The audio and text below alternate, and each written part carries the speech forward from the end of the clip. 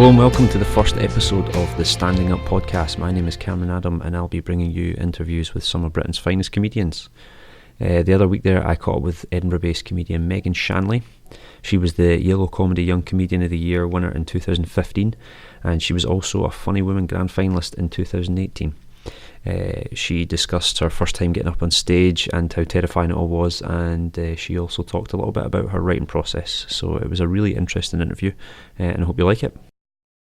So I graduated from LAMDA in 2014, the London Academy of Music and Dramatic Art in London, and then I worked at Gilded Balloon. I worked at Gilded Balloon 2011-2012. So I was working at Gilded Balloon. I was dating a comic at the time. So my kind of that summer especially was sort of comedy. You never actually got up on stage? No. Right. No, my first gig was like, I did like what? I don't even count everything because I've been doing comedy sort of full time for 3 years. So that's when I started. It was after I was doing an acting show called Ali at the Gilded Balloon in 2015, and it wasn't a comedy. It was a dark comedy, but it wasn't stand up.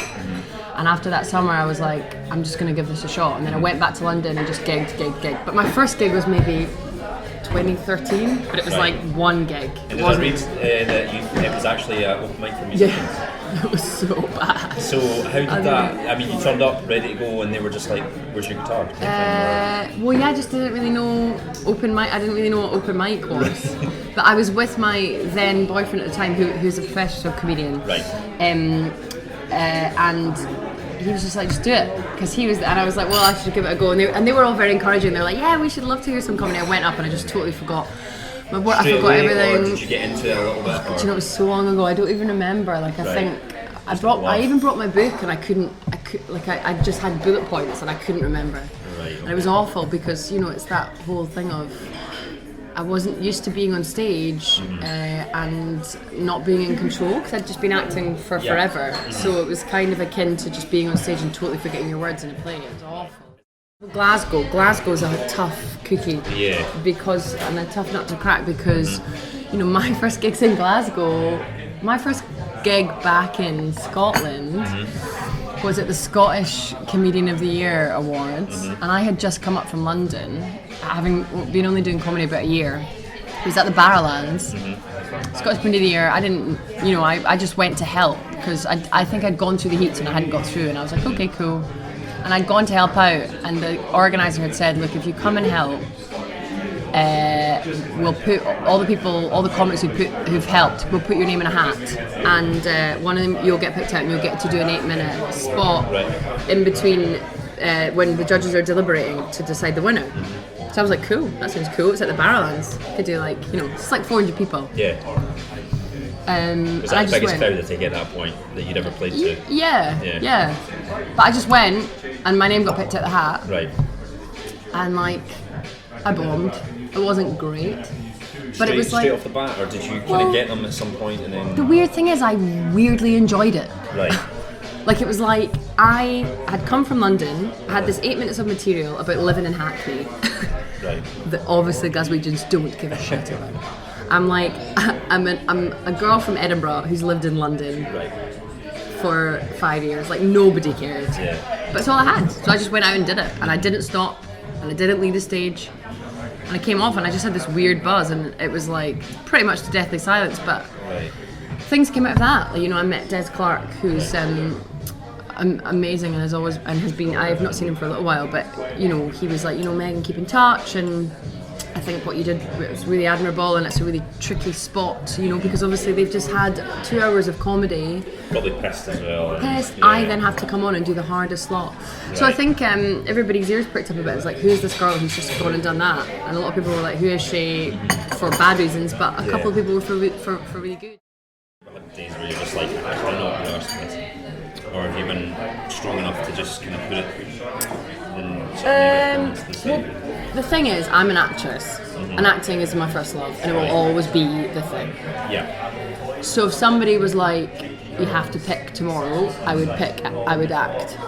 Nobody would, but I've done comedy long enough now where I do love it, and I love it informs my acting, and acting informs my comedy. There's been days when I've been like, right, I just need to take my foot off the pedal a little bit. and just not maybe gig as much, write a bit more. So the last 3 months have been really busy for me in terms of acting work. I just finished on a movie. I just literally met Tallulah there, who plays Orla. Is it been released? No, it'll be out at the end of this year. Okay. So it was an adaptation of a novel, I understand. Yeah, I think the director was from Broxburn, which is not far from where I am. So Yeah. Was it a good experience? Did you enjoy it? It was. It was amazing. Michael Caton Jones. Yeah. He's from Broxburn, but yeah, he's like a massive big Hollywood director and like the loveliest human being going. It was just such a nice shoot, and I wasn't on set for very long. I only had a few days filming, but no, it was amazing. But because I've had that to focus on for the last 3 months, I was also doing Portobello pantomime, Snow White and the Seven Dwarfs, which was great. But because I had those things to focus on, bizarrely, taking my foot or attention or I must write jokes, like taking that pressure off. Actually, when I went back to comedy, I was like, oh, what's actually happened that I want to speak about? And I had stuff.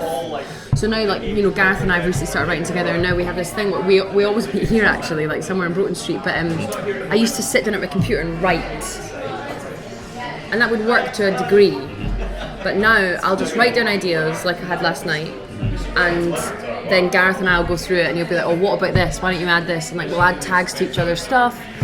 And it takes a while it took me a while. I've tried to write with a few people. It just has to work. Do a lot of comedians do that? Yeah. Or do a lot of them just... No, a lot. So that, right, okay. I've had help. I always assumed that most... I know comedians on TV shows have writers and stuff like that, but I always kind of assumed that most stand-ups would write their own stuff all the time. They wouldn't actually take... No, people write together. I've had help, like Kieran McAllister, an award-winning comic, and another really great friend, and he's just brilliant, great writer. He's written for Have I Got News For You, and a great comic as well, and headlines that stand regularly. He is a good friend, and when it was I'd been back here about a year and a bit, and I just was struggling to just write, because I've been acting and performing since I was 5, but writing comedy is something so new to me. So he helped me out a bit with a few ideas that I had, and helped me kind of structure jokes, because it's that way of, I needed more laughs per minute or more laughs per sentence.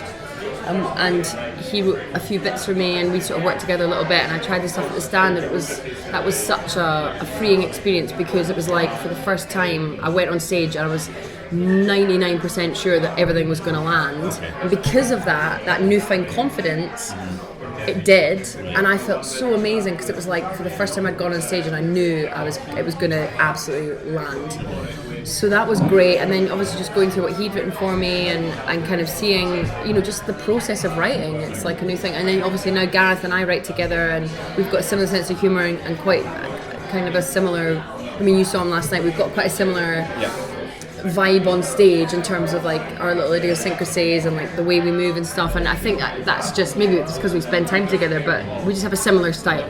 So for us, it's not all about the writing, it's about the delivery, and it's about how you are as a character on stage. Like, I think the audience warm to you as a character, as a person, so then kind of helps you, because then whatever you say, really they want to find it funny, because they enjoy you and how you're saying it.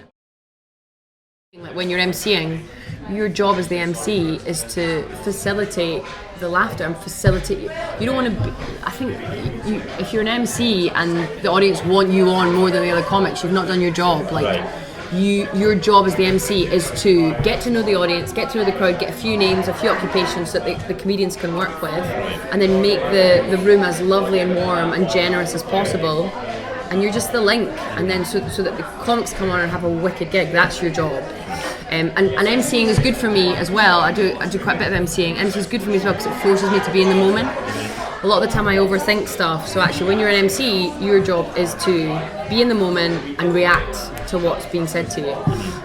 So you don't go with too much material then? You don't go too many, maybe a few jokes that you know that you... Well, I know I'm a material anyway, so it's like trigger words. So if somebody if somebody mentioned their boyfriend, I'd maybe go, talk about my ex-boyfriend, or if somebody mentioned being vegan, I'd maybe go, oh god, I couldn't be vegan because of pigs and blankets, and then you just tag it on. You don't go up going, I'm going to do this. Like, you have little lines and stuff, but that's the thing. This is why it's difficult when you first start, because you don't have bits to grapple. If you forget a bit, because you don't know that's all you've got. Whereas now it's like if I forget a bit, I'm like, I could just do this bit instead. So but that only starts to happen when you start to get better. So I think in terms of the big hump for me was just getting my writing up to scratch. I met a dog called Megan the other day. Yeah. There's a trend afoot now, I've realised, right? It's sort of like hipster, middle class areas. People give their dogs like human names, you know? And by human names I mean like Megan, Edna, Elaine. I was at a bus stop in Edinburgh last week. I met a Great Dane called Sharon. She was a lawyer, originally from Copenhagen. She had a black lab called Bark Obama. Bit racist, some Danish people for you. I did that joke last week at a gig, right? There was a woman in the front row called Trixie, and I was like, it's funny that when you know Trixie, Alex, it's like the other way around with you, isn't it?